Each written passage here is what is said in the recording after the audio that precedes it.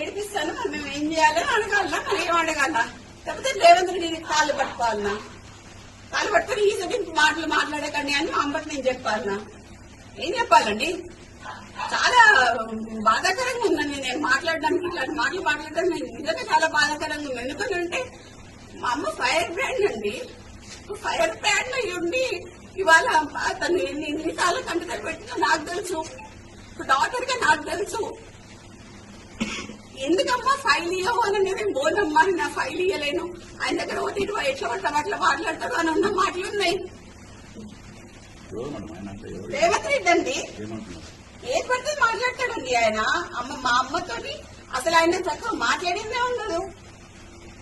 ఇష్టం ఉన్నప్పుడు అండి, అంటే బీసీలంటే అంత చులకని భావం ఎందుకండి?